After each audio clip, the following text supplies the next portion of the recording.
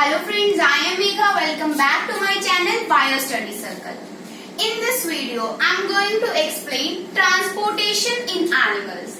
It is a part of life processes. We have already done our two topics, digestion and respiration. Let's start our topic, transportation. What is the meaning of transportation? Transportation means movement of substance from one place to another place. This is called transportation. In biology, we can say that movement of substances such as oxygen and nutrients to body tissues. Movement of substances like oxygen and nutrients to body tissues. This is called transportation. Okay. अगर हम बात करें lower organisms की, lower organisms जैसे sponges, coelenterates या protozoans, इनके जो cell है वो वाटर के साथ डायरेक्ट कांटेक्ट में होता है. वाटर के साथ जो सेल है वो डायरेक्ट कांटेक्ट में होते हैं. So there is direct exchange between cell and water. Okay, but in multicellular organisms, or we can say that in higher organisms, there is no direct supply of useful material. Okay, so there is a need of internal transportation system. In multicellular organisms, there is a need of internal transportation system. We can say that there is a need of blood vascular system, which is also called as circulatory system.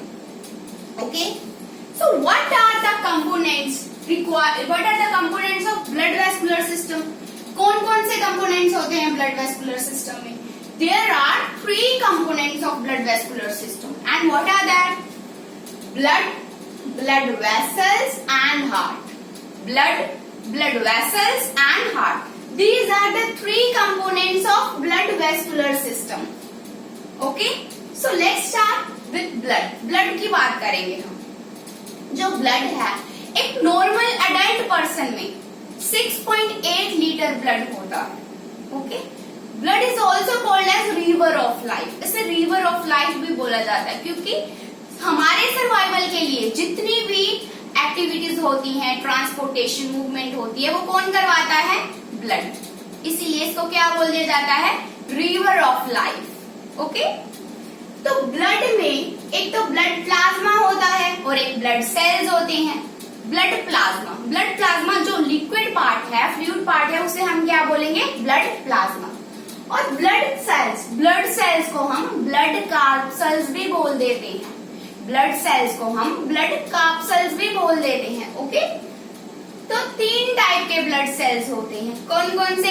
Red blood cells, white blood sales and blood platelets. तीन type के sales होते हैं. Blood carpals होते हैं blood में. Red blood cells, white blood sales and blood carpals. सबसे पहले हम बात करेंगे रेड ब्लड सेल्स के बारे में. Red blood cells are also called as erythrocytes. Red blood cells को हम क्या बोल सकते हैं? एरिथ्रोसाइट्स. जहां पे भी वर्ड साइट आ गया, CYTE, इसका मतलब होता है सेल. तो erythrocytes means red blood sales.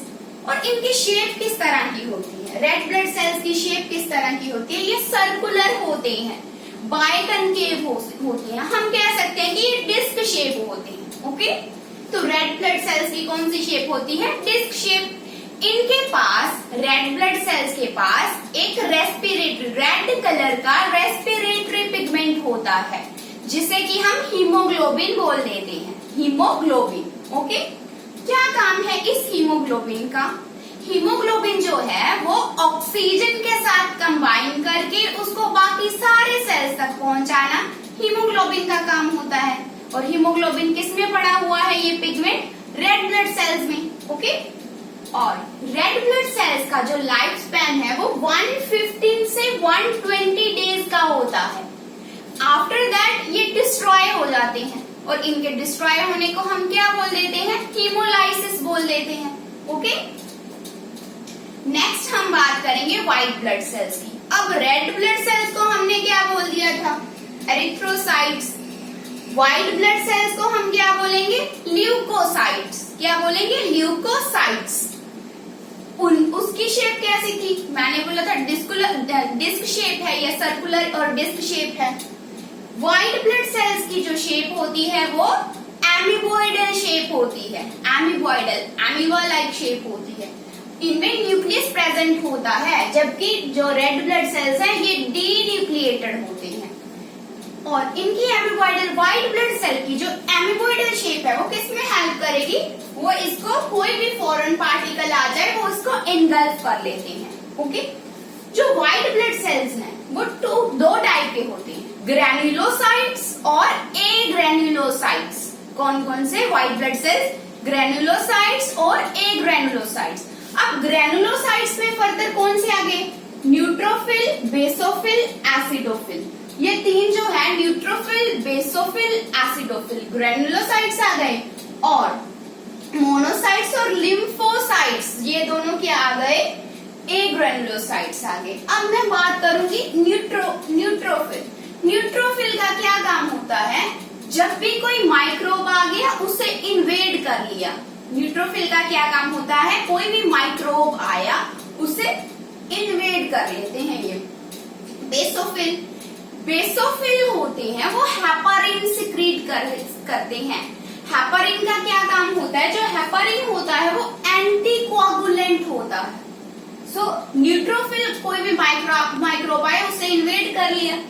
Basophil heparin secrete करते हैं। हेपारिन जो है वो क्या है, एंटीकोआगुलेंट होता है। एसिडोफिल, एसिडोफिल का क्या काम है, ये वाउंड की हीलिंग में हेल्प करते हैं। जब जख्म को हील करने में हेल्प करते हैं कौन, एसिडोफिल। अब मोनोसाइट्स, मोनोसाइट्स का क्या काम होता है, मोनोसाइट्स आर स्कैवेंजर्स, जिससे कि जो कि कोई भी डेड सेल है हमारी बॉडी के अंदर, जो सेल डेड हो गए उन्हें खा जाते हैं, उन्हें डाइजेस्ट कर जाते हैं कौन, मोनोसाइट्स। लिम्फोसाइट्स, लिम्फोसाइट्स का क्या काम होता है, लिम्फोसाइट्स एंटीबॉडीज सिक्रीट करते हैं, एंटीबॉडीज बनाते हैं। जो वो एंटीबॉडीज जो है वो क्या करेंगी, इनगल्फ कर लेंगी कोई भी पार्टिकल, कोई भी फॉरेन एजेंट आ गया उसको हार्म कर देंगे। ठीक है, नेक्स्ट हम बात करेंगे ब्लड प्लेटलेट्स के बारे में। नेक्स्ट बात करेंगे ब्लड प्लेटलेट्स के बारे में। ब्लड प्लेटलेट्स जो होते हैं वो कोआगुलेशन में हेल्प करते हैं, कोआगुलेशन में हेल्प करते हैं, या हम कह सकते हैं वाउंड को हील करना या कोआगुलेट करना, वहां पे क्लोट बना देना, उसमें हेल्प कौन करेंगे, ब्लड प्लेटलेट्स करेंगे। तो समझ आ गए। Red blood cells are called erythrocytes. Red blood cells में कौन सा पिगमेंट होता है, हीमोग्लोबिन, जो क्या करे, जो क्या रेस्पिरेटरी पिगमेंट है, ऑक्सीजन के साथ कंबाइन करके उसको बाकी सेल्स तक पहुंचाएगा।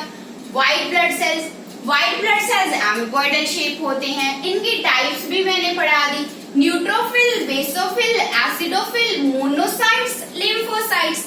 न्यूट्रोफिल माइक्रोब को इन्वेड करेंगे, बेसोफिल हेपारिन सिक्रीट करेंगे। हेपारिन जो है वो क्या है, एंटीकोआगुलेंट है। एसिडोफिल वाउंड को हील करेंगे। मोनोसाइट्स स्कैवेंजर्स होते हैं, डेड सेल्स को खा जाते हैं। और लिम्फोसाइट्स, लिम्फोसाइट्स क्या करेंगे, एंटीबॉडी सिक्रीट करते हैं। एंटीबॉडी सिक्रीट करेंगे, जब भी कोई फॉरेन पार्टिकल एंटर करेगा तो उसे हार्म कर देते हैं। नेक्स्ट हम बात करेंगे ब्लड प्लेटलेट्स के बारे में। ये क्या होते हैं, कोआगुलेशन करते हैं। अब नेक्स्ट आगे ब्लड वेसल्स। ब्लड वेसल्स एक तो आर्टरीज होती है, वेन्स होती हैं और कैपिलरीज होती हैं। आर्टरीज, आर्टरीज जो होती है वो थिक वॉल्ड होती हैं। आर्टरीज आर थिक वॉल्ड, जबकि veins are thin walled. Okay, तो आर्टरीज का क्या काम होता है, ऑक्सीजनेटेड ब्लड को हार्ट से बाकी सारी पार्ट्स तक लेके जाना। ऑक्सीजनेटेड ब्लड मतलब वो ब्लड जिसमें ऑक्सीजन प्रेजेंट है, उसको ये ऑक्सीजनेटेड ब्लड को हार्ट से बाकी सारे ऑर्गन्स तक लेके जाना किसका काम होता है, आर्टरीज का काम होता है। और जो आर्टरीज हैं, आर्टरीज ज्यादा इलास्टिक होती हैं as compared to veins. Next हम बात करेंगे वेन्स के बारे में। नेक्स्ट बात करेंगे वेन्स के बारे में। वेन्स जो है ब्लड कैरी करती हैं बॉडी पार्ट से हार्ट तक। ये तो हार्ट से बॉडी पार्ट्स तक और वेन्स बॉडी पार्ट से हार्ट तक। ये लेस इलास्टिक होते हैं। कैपिलरीज का क्या काम होता है? कैपिलरीज जो होती हैं आर्टरीज की ब्रांचेस को वेन्स के साथ कनेक्ट करती है। ओके, अब हम बात करेंगे हार्ट के बारे में।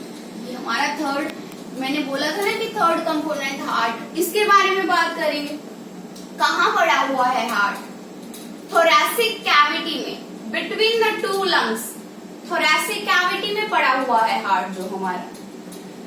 और जो हार्ट है ये ह्यूमन हार्ट 4 चैम्बर्ड होता है, 4 चैम्बर्स होते हैं इसमें। तो कौन से 4 chambers? 2 atrium, 2 ventricles. Right atrium, left atrium, right ventricle, left ventricle. Right side जो होती है वो डीऑक्सीजनेटेड ब्लड कैरी करती है। उस डीऑक्सीजनेटेड ब्लड को लंग्स के पास पहुंचा देती है ताकि वहां से वो ऑक्सीजन ले सके। समझ आ गई? जो राइट साइड होती है ना हार्ट की, वो डीऑक्सीजनेटेड ब्लड कैरी करती है और उस ब्लड को पहुंचा देती है लंग्स के पास। लंग्स से वे क्या करते हैं? ऑक्सीजन ले लेते हैं। अब ऑक्सीजनेटेड हो गया वो ब्लड, तो वो ऑक्सीजनेटेड ब्लड कहाँ पे आ जाता है? लेफ्ट साइड ऑफ हार्ट आ जाता है। अब डायग्रामेटिकली मैं आपको समझाती हूँ क्या होता है। यहाँ जैसे बॉडी ऑर्गन से सारा ब्लड आ गया। बॉडी ऑर्गन से जो डीऑक्सीजनेटेड ब्लड होता है वो इस वैना केवा, इसको क्या बोल दिया मैंने? वैना केवा। वैना केवा के थ्रू कहाँ आ जाता है deoxygenated blood? Right atrium. Right atrium में आ गया। राइट एट्रियम से वो इस वॉल्व के थ्रू कहाँ चला जाता है? राइट वेंट्रिकल में। वॉल्व के थ्रू राइट एट्रियम से राइट वेंट्रिकल। अब वॉल्व का क्या काम है? वॉल्व का काम होता है ये बैक फ्लो को रोकती है। एक बार चीज यहाँ से यहाँ आगे वापस ऊपर ना जाए, इसलिए ये वॉल्व पड़ी होती है। ओके, तो डीऑक्सीजनेटेड ब्लड बॉडी ऑर्गन से वैना केवा के थ्रू राइट एट्रियम में आ गया। राइट एट्रियम से राइट वेंट्रिकल आ गया। राइट वेंट्रिकल से वो ब्लड कहाँ चला जाता है? पल्मोनरी आर्टरी के थ्रू। किसके थ्रू? पल्मोनरी आर्टरी के थ्रू वो लंग्स में चला जाता है। लंग्स में चला जाता है प्योर होने के लिए, ऑक्सीजनेट होने के लिए। अब ऑक्सीजन इसने वहां से पिक कर ली। ऑक्सीजन पिक करके यहाँ से एंट्री फिर मारता है पल्मोनरी वेन के थ्रू।